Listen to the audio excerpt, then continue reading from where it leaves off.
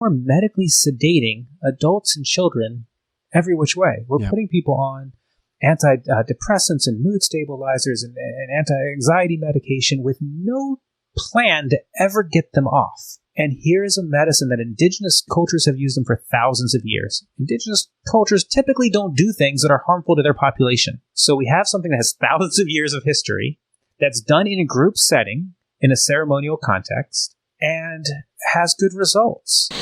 Matt, thanks so much for joining me today on the Mark Divine Show. Stoked to have you here, buddy. Mark, psyched to be here. Thanks for bringing me on. Yeah, no, I'm excited. So you're in Chapel Hill, North Carolina. What brought you there? You know, my sister lived here, and when we had our first child, we wanted to live near family. So that we makes moved sense. from, at that point, we were living in Miami, and we moved up here, and now, fast forward almost 20 years, it's home. Yeah. North Carolina is a fast-growing state, isn't it? Seems like to be a popular destination for retirees from the Northeast, getting out of the cold. What's the weather like there? I've never been to North Carolina. I mean, it's lovely. I grew up in Philadelphia, so it's warmer than Philadelphia, but not quite as hot and sticky as Florida and South Carolina and Georgia. So we get snow maybe a couple times a year, small amounts, and summers get a little bit humid. But it's a lovely place to raise a family, and there's a lot of companies here: Facebook, Google, Apple, a lot of bioscience. So there's a lot happening here. That sounds nice. Mm-hmm.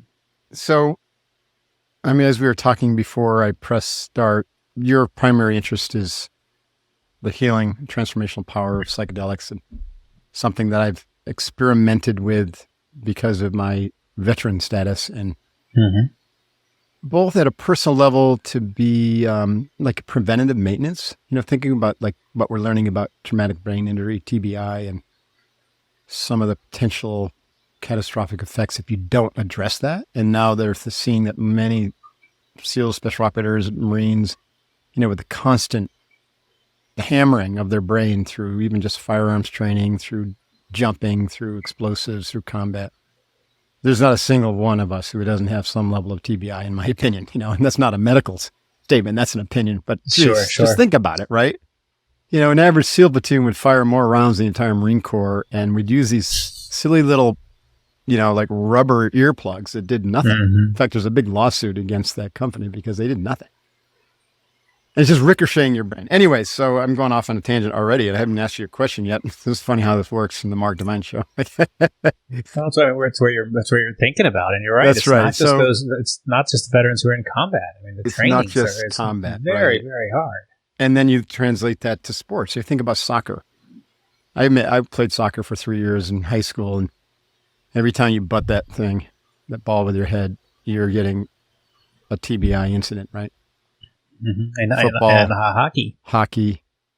Anyway, so it's not just TBI that, psychedelics can help with all sorts of, but, TBI and trauma leads to symptoms of depression, anxiety, loss of motivation, mood disorders, right? And so people come and say, well, I fixed my mood disorder. Okay, psychedelics can help with that, but it also can be a gateway into greater healing, right, for traumatic brain injuries that are often accompanying with those issues, right, or accompanied by those issues. At any rate, so this is an important discussion. That's why I even framed it up like that. It's something that I believe strongly in. I mean, I didn't really talk much about it until literally the last year or so, but I think psychedelics have now come out of the shadows, and there's enough evidence to point to its efficacy and its value if it's done well and whatnot. So it's an important conversation. So let's bring back to you. What's your origin story, Matt? I mean, where are you from? And like, give us a little bit of the journey that got you to, deeply into this work. I'll give the journey, but first, just thank you for normalizing this conversation, Mark. You're an everyday person, and when you bring up conversations like this, I think it makes other people feel it's okay to talk about things like mental health, like traumatic brain injury, like depression, like anxiety, like psychedelic use, like antidepressants aren't working, those types of things. So I think it's important that you're doing this, and I appreciate you doing this. Yeah, thank you. I agree. The conversation. It's what's going on in the world, and especially in this country, is insane. How many people are suffering from emotional and mental trauma, and it's being layered upon. Right. The thing about the Israeli community right now just gets trauma just layered upon trauma, generational trauma. Now it's getting triggered again. What's going on in Israel? That you have to deal with that, right? And in order to deal with it, you have to have conversations about it. And you have to admit that you're not wrong or weak for being traumatized.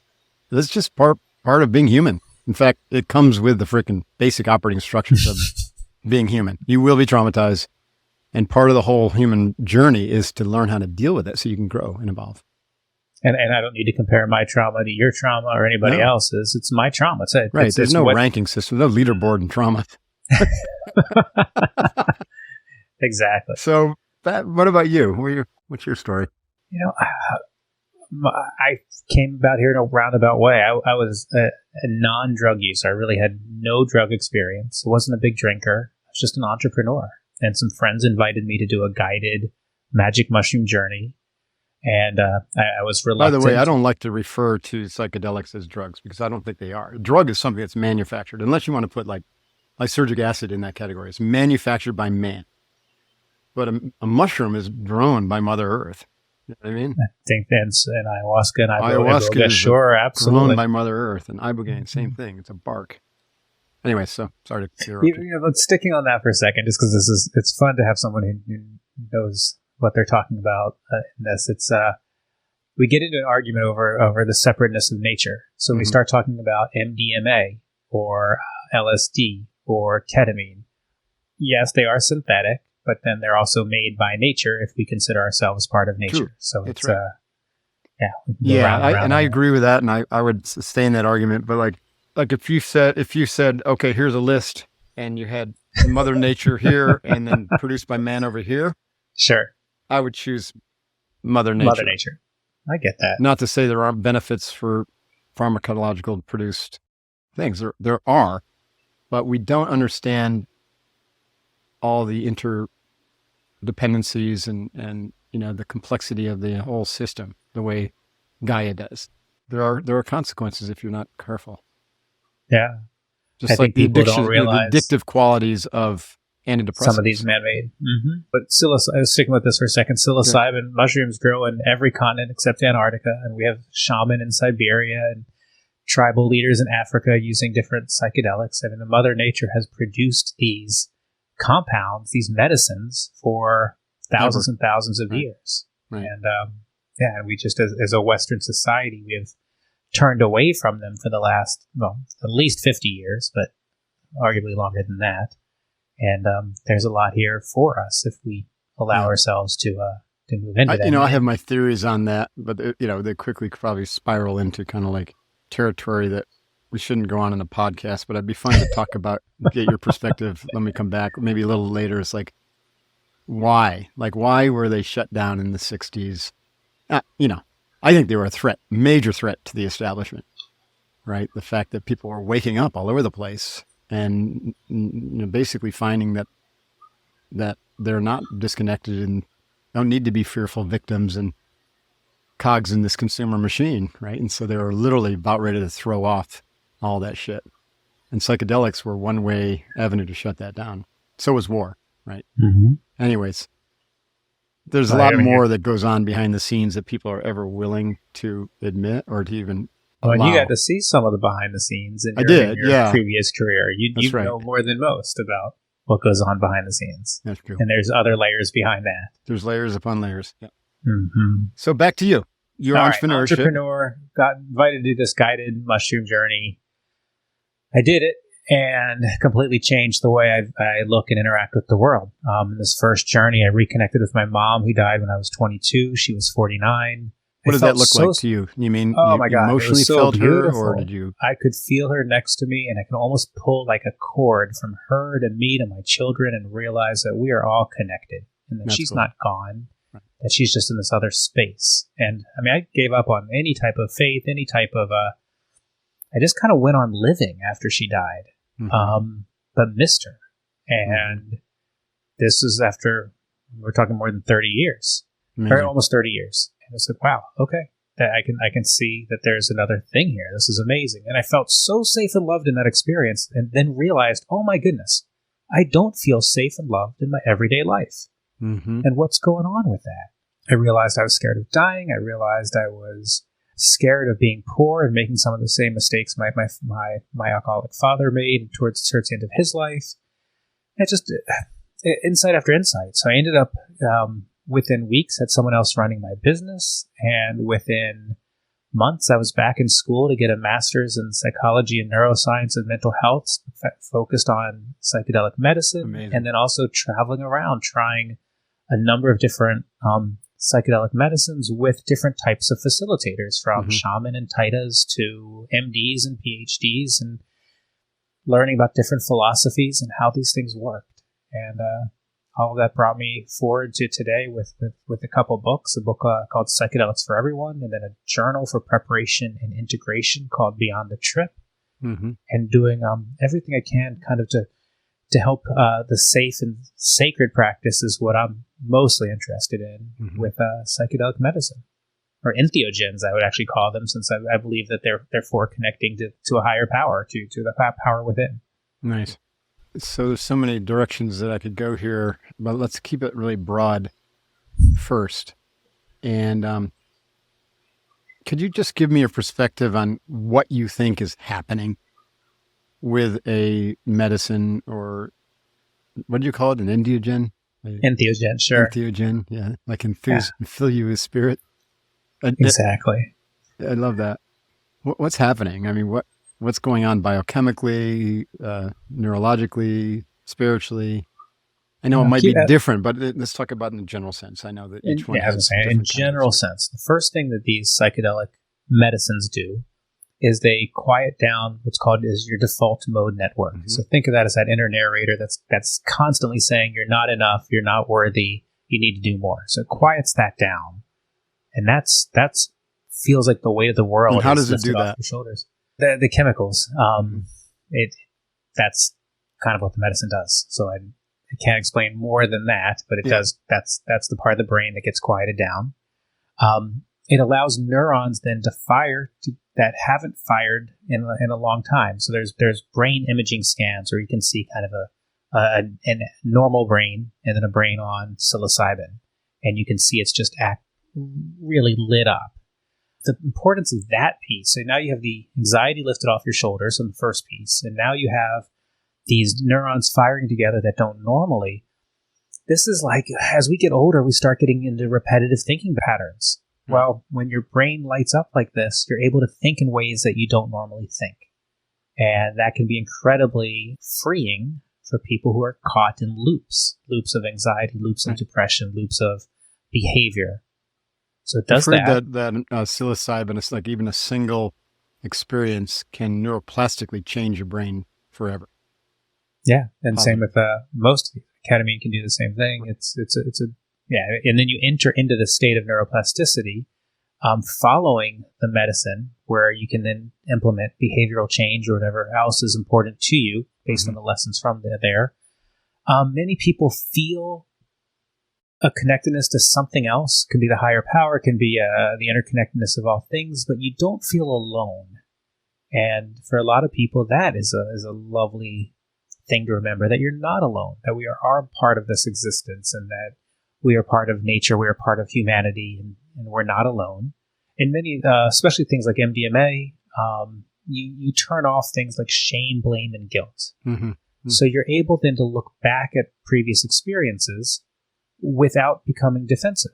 And just be like, okay, that was my role in this, and that happened, and that's not me, it's just something that happened to me or by me, and now I'm going to move on with that knowledge. And that can also be freeing. We're seeing that with the veterans with the treatment-resistant post-traumatic stress disorder studies with MDMA, where they're giving them 3 sessions of MDMA and therapy on both sides, and 67% are emerging without a PTSD diagnosis, 88% with a clinically significant improvement in symptoms. Amazing. Pretty amazing. That is amazing. Yeah, so 4 really, really interesting and important outcomes. This can accrue with like a single experiment, but, like with the MDMA, generally speaking, like some sort of process is involved, right? And so I think this is one of the areas like, let's keep it general. Again, not talking about any specific, medicine. and I do want to do that. But like generally speaking, what I'm seeing today is a little bit of a disregard, not a total disregard, but not a complete regard for the entire process or the journey or the experience, a curated experience of like preparation for the actual experience of the psychedelics, maybe a multi-mode experience, like, what we were talking about earlier with the mission within, like you do this and then you process and then do that and then you process and then you do this, right? Or like with the MDMA, a multi-day thing. So it's a journey where you're getting progressively deeper in with the medicine. And then the post-work integration and behavioral modifications, right? That's a lot of work and it's something not to be taken lightly, right? But I see a lot of these things popping up that really shortchange some of that. It concerns me. What are your views on this? Yeah, I think this is really interesting, Mark. This happens both in the legal, medical psychedelic world and in the underground ceremonial psychedelic world. Yeah. So the questions that the consumer or the participant needs to ask are really the same. And the questions start with, how are you going to prepare me to receive this medicine? Is there going to be an intention setting process? Is there some type of dialogue in advance? And then moves us into what's going to happen during the ceremony or the medical treatment. Who's going to be delivering the medicine? What's the room going to be like? What is is there going to be music? Do I have to bring my own? Am I wearing a mask? What's the setting? Who's going to be with me in the room? Mm-hmm. And then followed by what happens after the medicine? Do we have any type of integration process? And is there any type of community that I can fall into in wherever I live that I can talk to and share these experiences with? Mm-hmm. The same. There are medical providers doing legal ketamine that are just giving an IV into your arm, sending you on your way, and there are others that are doing all of the things I just talked about. Mm-hmm. There are spiritual providers that are just offering it as a service. Come do your service and off you go. And there's others that are doing everything I just talked about. And it's really up to us as participants and people seeking our own firm ground to ask the questions and find the provider that's right for us. Mm-hmm. Yeah, that was important for me, to vet for the veterans, but to vet different, processes is like, okay, make sure that they had all of that dialed in. And, like the mission within that we did work with Ibogaine or Iboga, mm-hmm. They literally had a medical doctor administer on site, the whole time. It's like you said, because there's not an insignificant risk, from a blood pressure and a heart rate elevation risk with Ibogaine. And they did a very good pre and post integration. And so I was like, okay, yeah, thumbs up. I experienced it. I saw it help vets, around me. Mm-hmm. For me, it was like a nice meditation. One of the things that I noticed, probably after I did ayahuasca, and the first experience wasn't that good, but the second time was nice. But then, it's like, I've been meditating since I was 21 years old. And so when I do psychedelics, which is very rare, I've done it like maybe 4 or 5 times again to vet them for the veteran organizations. For me, it's just like a meditation. I have very, very little psychedelic imagery or experiences like that, but I feel like a very deep, inclusive, non-dual state wash over me, and I get to hold it for a very long period of time. So it's pleasant, but it's not. I'm not having the same experience that everyone else is having, which is probably too bad because it looks like fun. But it reminds me, by the way, can I tell a quick story?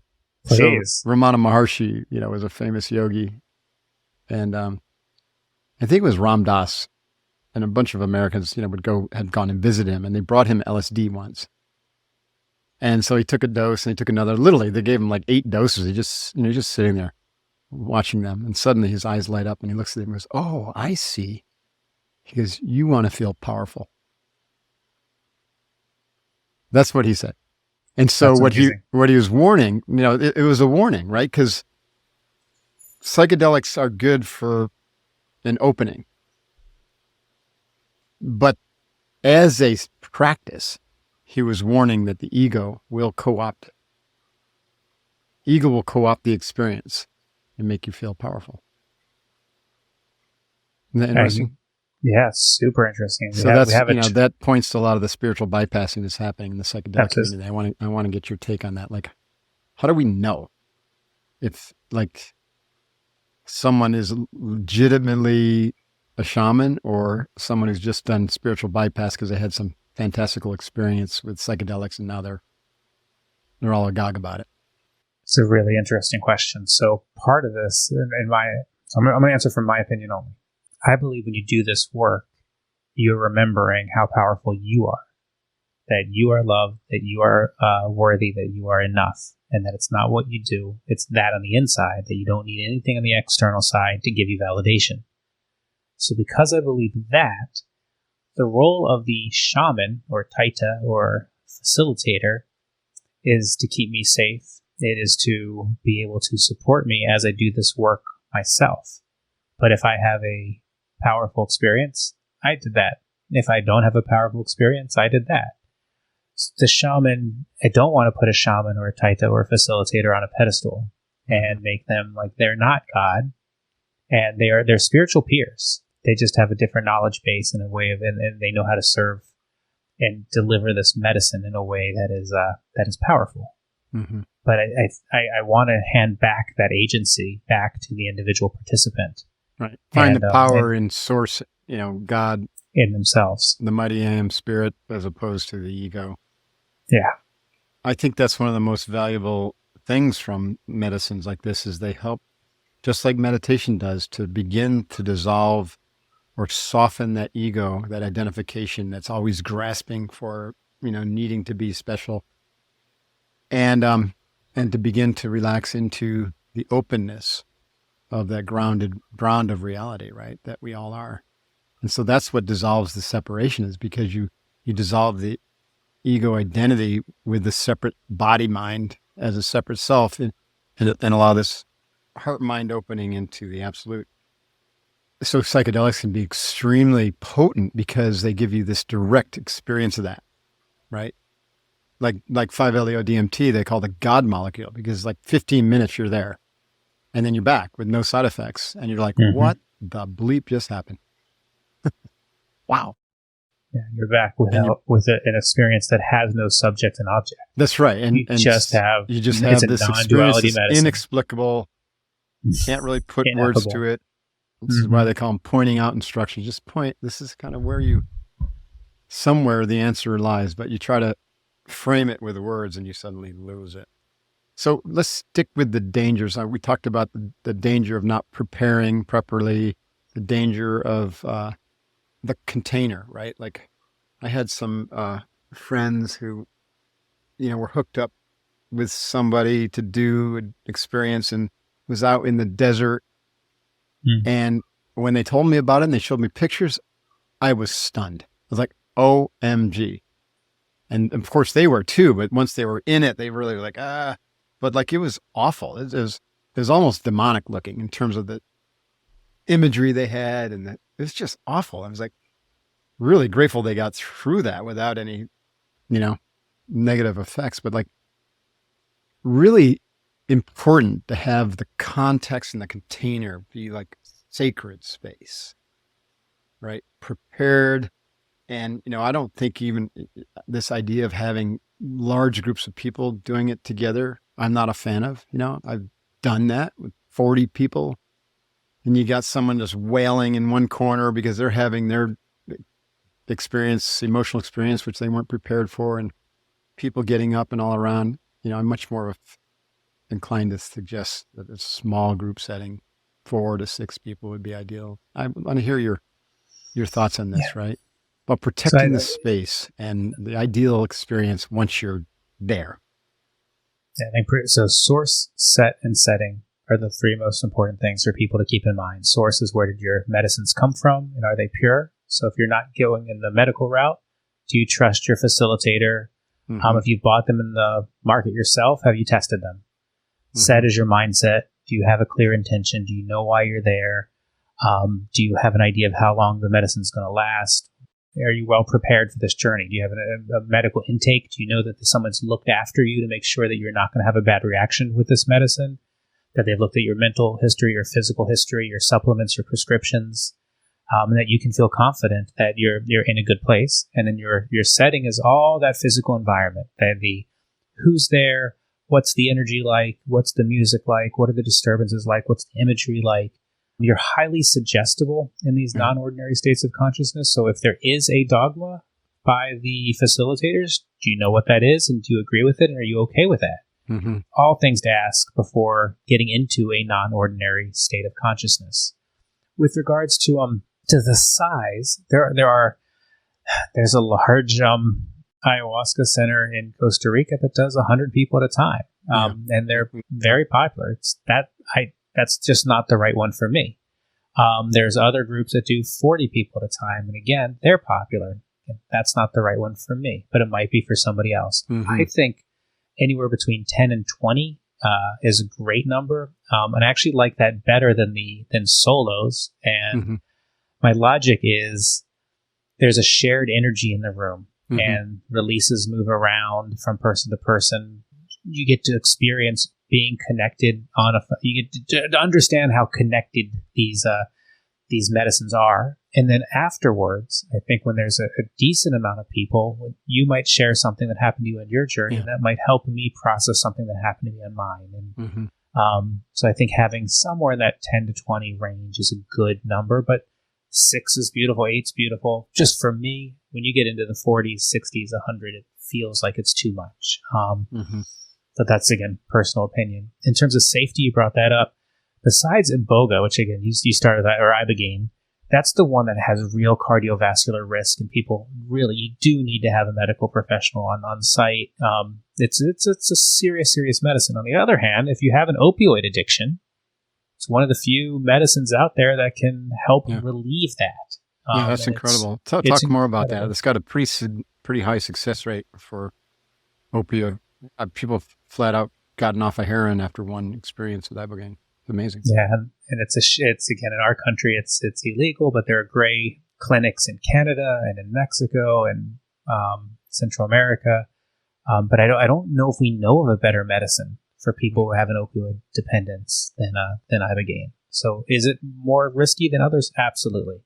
But if I had a child, a relative, a loved one with an opioid addiction, that's certainly where I would try. Most other psychedelics, again, when we talk about safe is probably not the right word. When we talk about risk reduced, there's 100 some overdoses on Tylenol every year in America.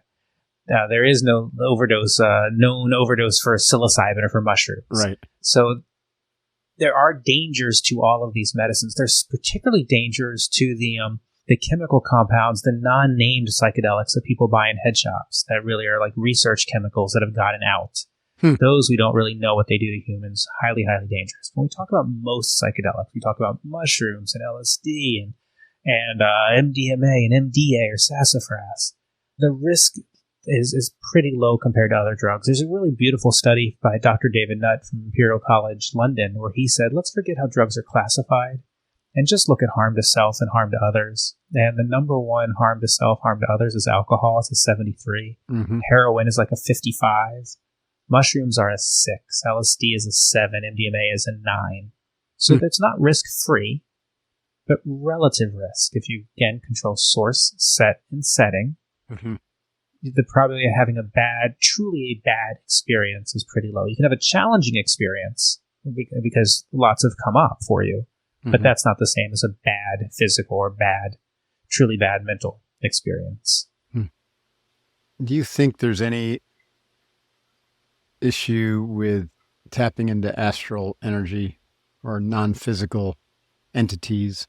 And the reason I bring this up is because I have a friend named Ben Greenfield who came out on a podcast last year with a guy named Josh Trent, and he was saying, don't do psychedelics because essentially, unless the conditions are absolutely perfect and there's you're able to set the energetic field up to protect you, you're exposing yourself to negative astral energy or negative non-physical entities, which are, trying to connect with certain humans. Is that completely out of left field, that question, or is it something that is thought about? Or it's not out of left field. I get it. I get where you're coming from. Again, you get really personal opinions here. I believe that we as a culture grow up in a scarcity mindset. And it's false. We live in an abundant world. There's plenty for everybody, and that I'm in charge of my movie. And yeah, I agree with that. Like, you don't want something in your show, you don't invite it, right? Correct. Or you eject it. Yeah, and I think a lot of but these not things everyone has that agency. I think that's what he was wanting. Like, unless you have that agency and that autonomy and that clarity as a being to just thrust yourself into a psychedelic experience, it could have that risk where you're going to have some energy come at you or attached to you. Or that you could bring that energy up yourself. That's right. That's right. And I think that's so a couple things here. We get into, what do people want? I'm not telling anybody to do anything they don't want to do. If someone says, I'm ready, I want to do this, and I'm not taking a prescription or a supplement or have a previous psychological reason that I shouldn't, I would like to try fill in the blank psychedelic. Okay, great. Then we get into, did you find a facilitator that's experienced and that's going to help prepare you for this journey so that you are going in there with your eyes wide open and you know how to surrender and you know how to breathe and you know not to run away from the dragon or the entity, but to ask it, what are you here to teach me? And you know to raise your hand if you need help, and you know the facilitator is going to whoosh and get rid of any type of energy or help you process that and move on in the journey. I think that person should be allowed to do this type of work. Right. And it shouldn't be up to me to determine whether you have enough of whatever. Oh, I'm sorry, you don't have quite enough depression, quite enough anxiety, quite enough agency to be allowed to do this work. Who am I to make that determination? Right. I can help create the container. I can help make sure there's male and female energy in the room. I can help make sure there's musicians that know how to guide using music instead of words. I can make sure there's no one there who's going to touch you inappropriately when you're in a non-ordinary state. I can make sure that you have preparation up front and integration on the back end. But your journey is your journey. Right. And I think we as a society need to get better at creating these containers where people can do this work. Right. Because the benefits far outweigh some of the modicum of risk, right? Like we talked about, the chemical physiological risk is really small. Risk of overdose is almost impossible, right? Yeah. And then these other risks that we're talking about are really psycho-emotional, which largely reside within the individual, body-mind matrix. And that's exactly why these psychedelics or why this type of processes are really valuable, because it helps release that energy. And you could do, 20 years worth of therapy in a few weeks with a really well-run psychedelic experience that has the setting and the context and the source really well taken care of. And Mark, we're in a world right now where there's so much moral preaching. For sure. We're telling women what they can and can't do with their bodies in the name of religion. Where it's giving people rules but not experiences. And then we're medically sedating adults and children every which way. We're putting people on antidepressants and mood stabilizers and anti-anxiety medication with no plan to ever get them off. No, of course. That's not the business model. Yeah. It's not the business model. So now all of a sudden we have people who feel if these medicines work for you, that's beautiful. And for 40-ish% of the society-ish, they do work. But if it's not working for you, it's not you failing the medicine, it's the medicine failing you. If you don't feel alive, if you don't feel, with antidepressants, 73% sexual dysfunction? Is that right? Oof. Yeah, it's a huge number. So I get that people we haven't had a shift in mental health, and this isn't just mental health, this is spiritual health. But if we're going to talk about it, we combine, it can be an and. We haven't had any major breakthroughs since the antidepressant was created over 50 years ago. And people are tired of living not their authentic selves. And here's a medicine that going back to where we started, let's go back to just the natural medicines. Right. Indigenous cultures have used them for thousands of years. Indigenous cultures typically don't do things that are harmful to their population and repetitively. Right. So we have something that has thousands of years of history that's done in a group setting, in a ceremonial context, and has good results. So again, not promising any results, but the possibility is there, and the possibility is not there when antidepressants aren't working for you and you're just numbing the symptoms. You've never got into the root of why you don't feel alive, why you feel depressed, why you feel anxious, why you feel alone, why you don't feel this world is beautiful, why you need to hoard finances and build financial legacies along emotional holes. Right. Look how that's turned out. Exactly. Yeah. I totally agree. Like, even, if you want to take this on a socioeconomic level, like the incredible separation, anxiety, and self-preservation going on has played out to this extraordinary degree of wealth inequality that's just utterly unsustainable. And then you look at the destruction of the environment. Like, when you go down this journey and it opens you up and opens your heart, it opens your heart to all beings and the interconnectedness of all things, including Mother Earth. And so you just stop any compulsive need to be destructive, right? So you begin to question all your actions and how who you support and how you interact with the world of commerce, right?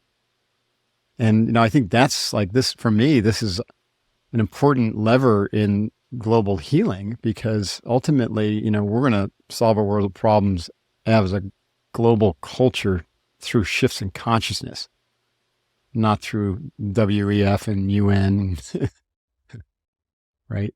Green movement. Happening. We're seeing it happen. It is. The more, everything's in balance, as you know, right? This is like basic yoga 101.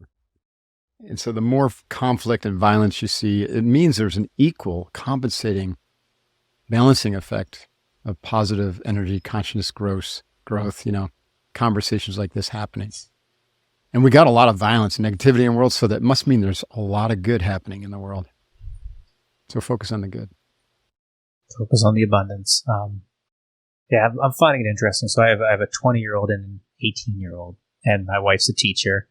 And I'm finding it interesting how many conversations that we're swimming in where the lens is pointed outward.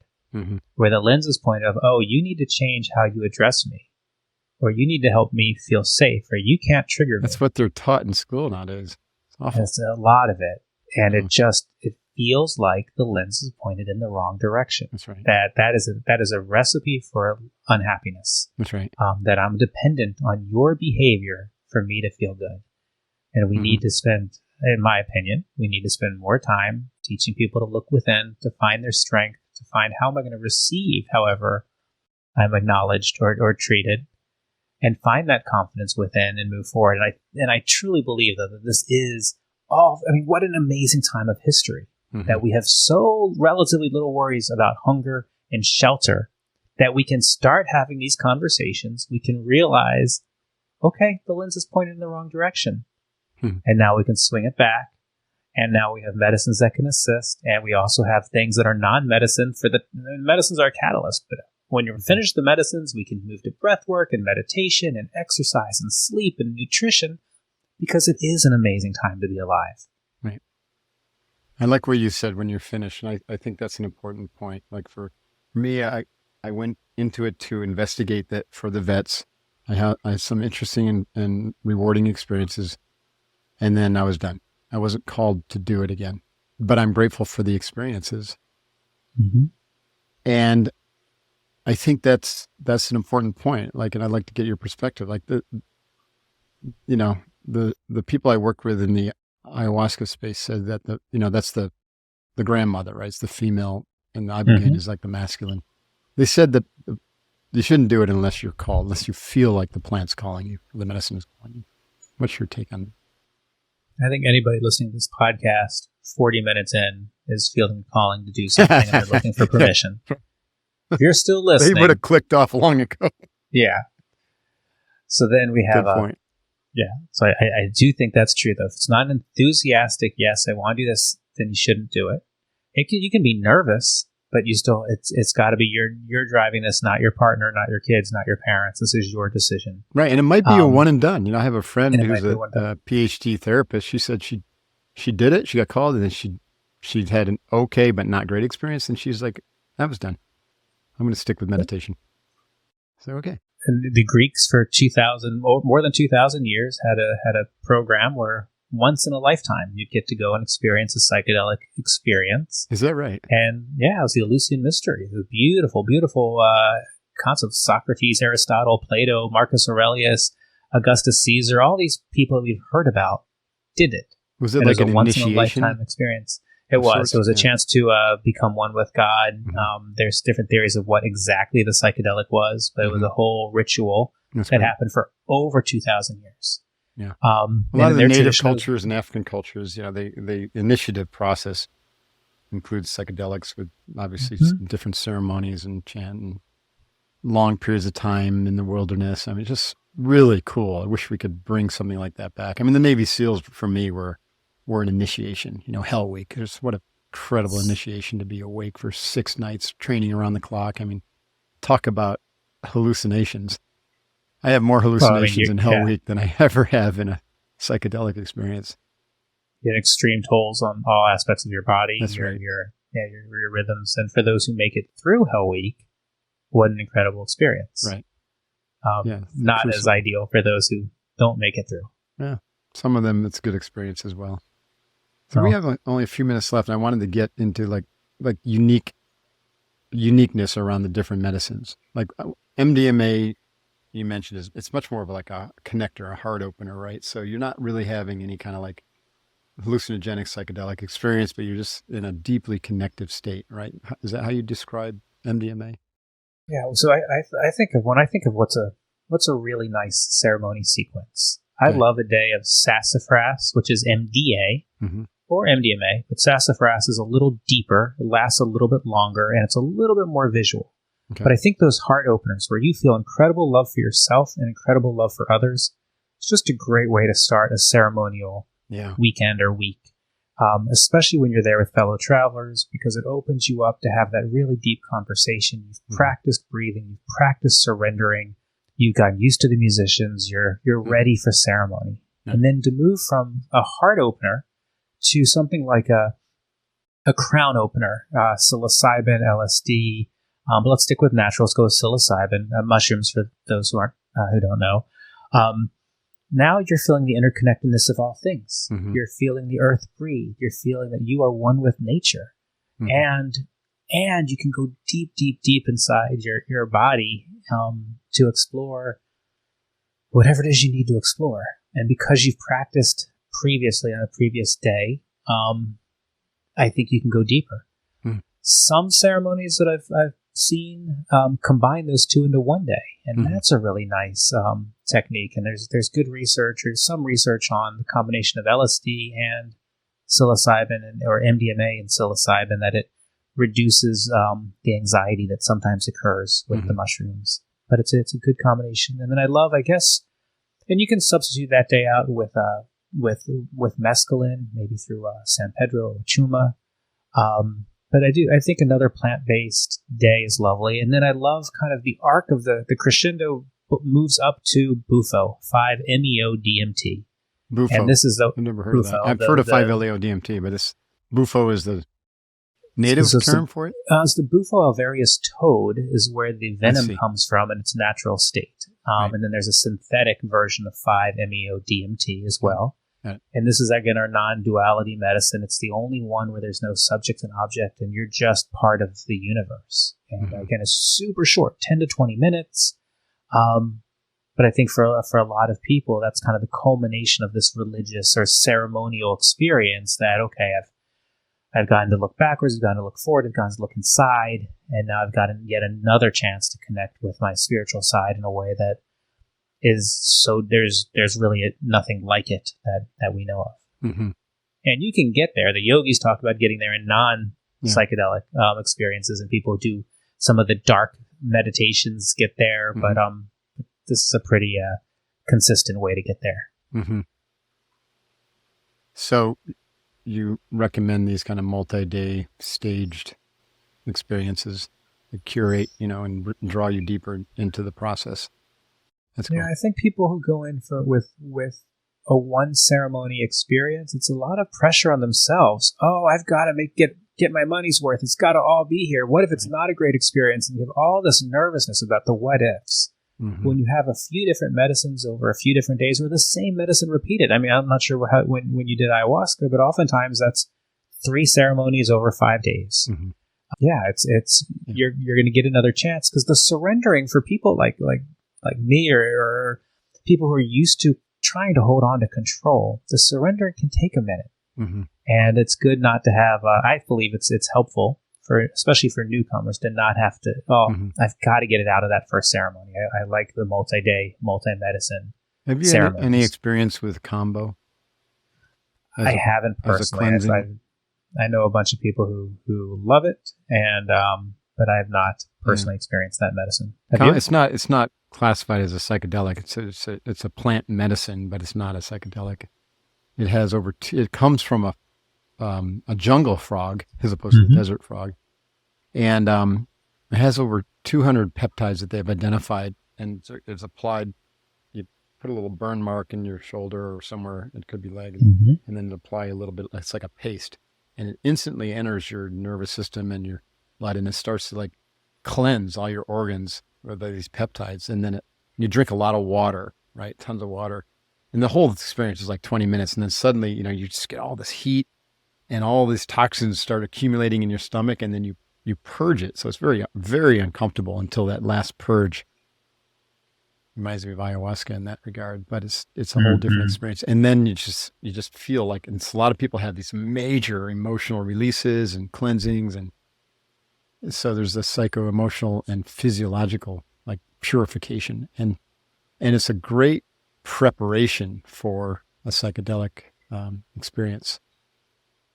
Because a lot of the stuff that would get cleansed in the early part of an experience, especially emotional, baggage that you're holding on to, you can release it through the combo, and then you can go in at a more open level to the psychedelic experience.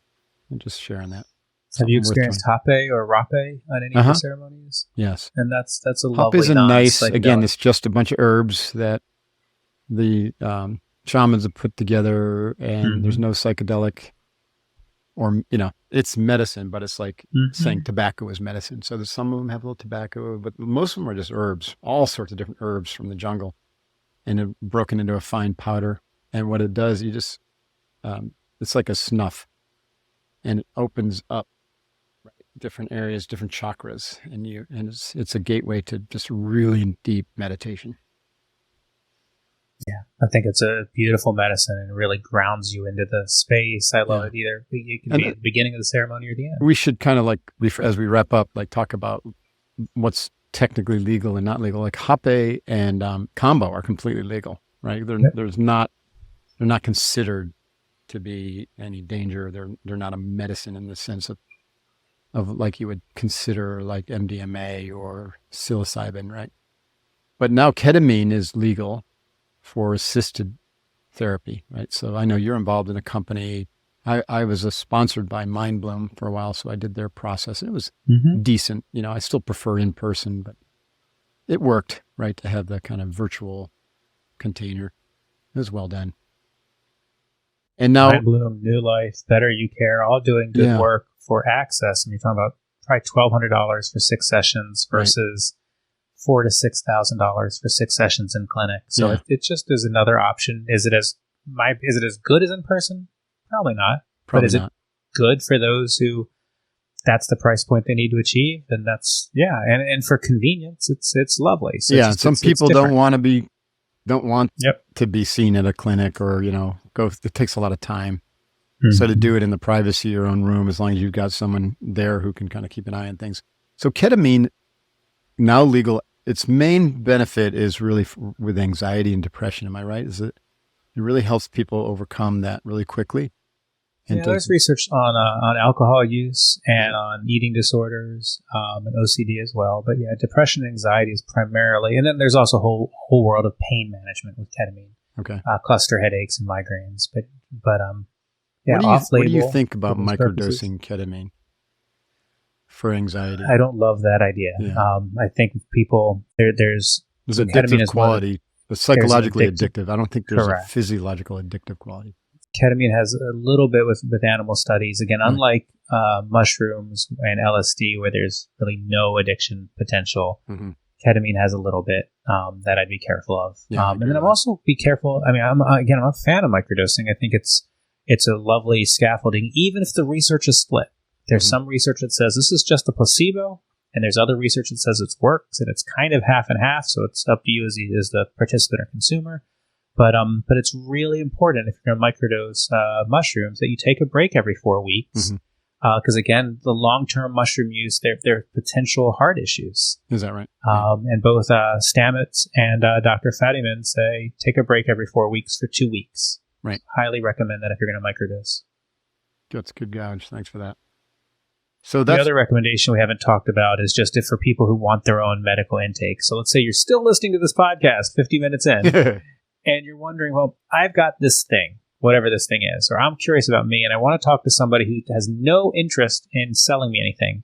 The Spirit Pharmacist is where Dr. Ben Malcolm is a PharmD. It's spiritpharmacist.com. That's the guy I recommend you go to. He does consults.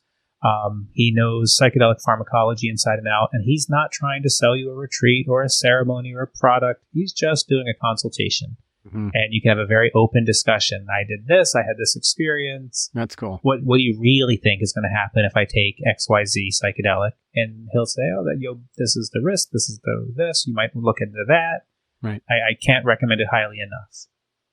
Yeah, that's a great idea. There's some movement toward MDMA being legal, right? So they're going to be using it. Should be next year or early next year. I've done clinical trials and I've used it for vets. So next year that could be interesting. But those are the only two, right, that have been. So there's kind of ketamine today, MDMA hopefully next year, and that will be for treatment-resistant PTSD. There's still questions over what might be allowed off-label. For years, that medicine was used with couples therapy. Yeah. Again, you turn off shame, blame, and guilt, and you can look at your partner and say, when you do this, right, that makes me feel like that. And the partner, instead of being defensive, can say, I love you. I don't want to make you feel like that. And hear you. It's beautiful, awesome. Beautiful medicine. And then psilocybin, the FDA has given it breakthrough therapy designation. Johns Hopkins is doing beautiful work with terminal cancer patients. Oh, nice. And the psilocybin doesn't change the prognosis. They're still terminal. What it does is it changes those patients' experience as they go through that process. It changes how they feel about themselves. It changes how they feel about their mortality, and it changes how they interact with their family members. So it's beautiful for that purpose. And we're hoping that a couple years from now, psilocybin will be legalized. And then there's 309 academic institutions studying psychedelics. So there's research coming out all the time on, again, anything that has repetitive thinking behavior. So from autism, which the University of Toronto is studying, to OCD, eating disorders, alcohol use, smoking, depression, anxiety, it goes on and on. There's research after research coming out. Wow. It doesn't solve anything, and I don't believe it's a cure for anything. It's a catalyst, but I think it works for all of these different, quote, diagnoses, because at the core, it's not numbing a symptom. It's not solving a symptom. It's allowing the participant to kind of heal themselves. Solve the root using issue. This medicine. Well, anything that can get someone off of an addictive pharmacological antidepressant or whatever, anti-anxiety or ADHD, those types of things, I think is a good thing. Like, it's really not good for the business model of the big pharma, but it's good for the humans. That's been the challenge. The MAPS has spent, I think, $140 million to get incredible MDMA re-legalized. And that's kind of a nonprofit, donation-based, primarily model. There's just not a lot of money in the drugs, and people might do it once in their life. Right. Or maybe once a year. It's not an everyday. So there's not a lot of incentive to go through the FDA process and get a new version of, you name it. And when you can go outside and find psilocybin mushrooms growing in the forest. Amazing. What's next for you, Matt? Like, what do you focus on now? I'm really focused at this intersection of medical and spiritual. In the old days, there was just a healer. The healer was both medical and spiritual. And we've gone to where we have medical being pure science and spiritual being the realm of the clergy. And psychedelics dances in both sides. So I try to talk with spiritual world about how can we reduce risk by adopting some of the practices that are used in medical to learn from the latest knowledge of the brain and the body. And conversely, I'm talking with medical professionals almost every day about how can you adopt ceremonial practices or partner with ceremonial leaders to do this together and, again, become more effective in what you're doing. A lot of the medical, and just a simple example, we were talking about group size. A lot of the medical practices, it's one-on-one or one-on-two. It's 2 people in the room on one person. That is so expensive. 20 people in the room with a facilitator and a medical and staff is much more affordable. And so everybody can make more money and be more effective. So I'm spending a lot of time in both of those camps talking to advocating for safe ceremonial use of psychedelics. Amazing. Thank you so much for sharing your experiences and your wisdom in this area. It's fascinating. For me, it is. And I know that listeners are more and more attuned. And so I think that we will have a lot of people who've stuck it out to listen to this whole thing. 5 years ago, not so much. I probably would have been canceled. But this is great work. I love that. I love that the listeners hopefully are saying, maybe this is right for me to take a psychedelic, or maybe it's not. Maybe it's right for someone I love, or maybe it just changes how I vote. I wish I could get my mom and dad to do it, right? Tell you what, multi-generational ceremonies. We had a couple ceremonies ago. I have some friends who've done that. It's powerful. 80, 79, and 52. And it's just beautiful. Yeah. Oh, I love seeing that. And then I've also seen 18. Same. I've seen 50. All 3. We have a friend who did all 3 generations. And it was powerful. Healing, because you can heal families generationally with, one powerful experience like that. I think the How to Change Your Mind documentary on Netflix and Fantastic Fungi also on Netflix are good conversation starters. And again, we're seeing a lot of 50, 60, 70-year-old people saying, I'm ready to do this now. Nice. Matt, where can folks learn more about your work and connect with you? Yeah, mattzemon.com is kind of my core site. My books, Psychedelics for Everyone and Beyond the Trip, are both available really anywhere books are sold. I have an Audible version of the Psychedelics for Everyone. I'm really active on LinkedIn and respond on Instagram, and I love people booking discovery calls to talk about kind of how psychedelics might work for them. Sweet. So open and respond. Awesome. Well, thank you for that, and thank you for your time today. It's been really interesting. Mark, thank you. Appreciate this discussion. Yeah.